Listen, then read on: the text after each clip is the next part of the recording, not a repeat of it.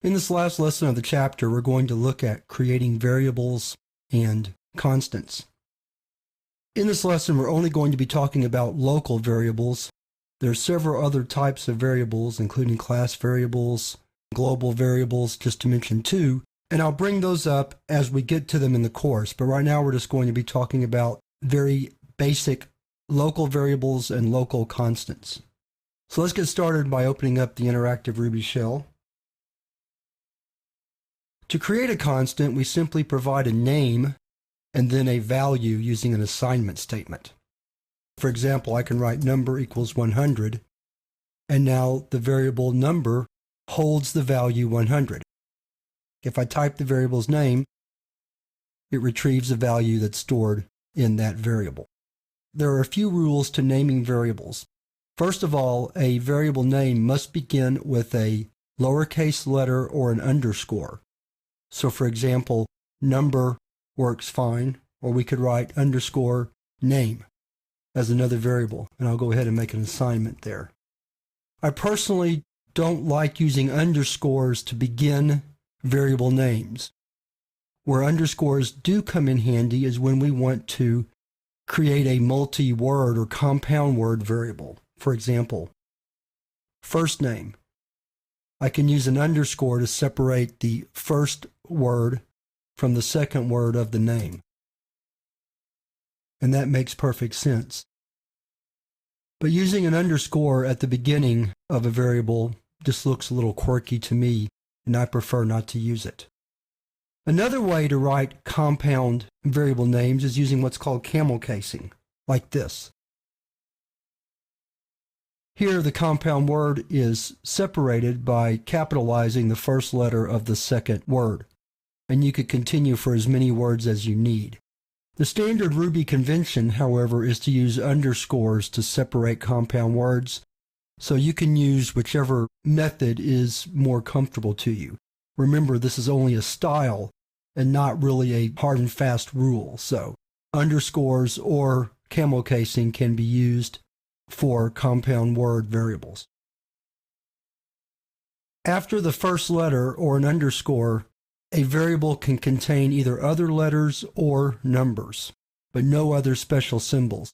The symbols on the keyboard, a lot of them have special meaning in Ruby, so you're best off not using them and saving them for their special use. And as we come across them, we'll discuss what special symbols are used. Just to give you an example, global variables are created by putting a $sign before the variable name, like this. Now, salary is a global variable that can be seen throughout our program.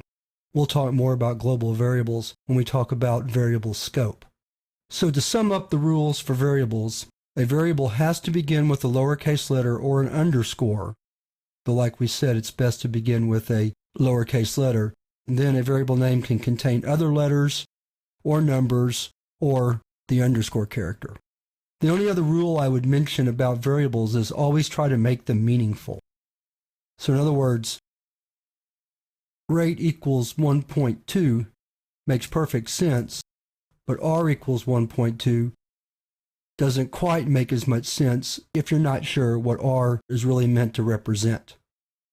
So always write out the word or some sort of mnemonic device when using variables. We're going to end this lesson by talking about constants.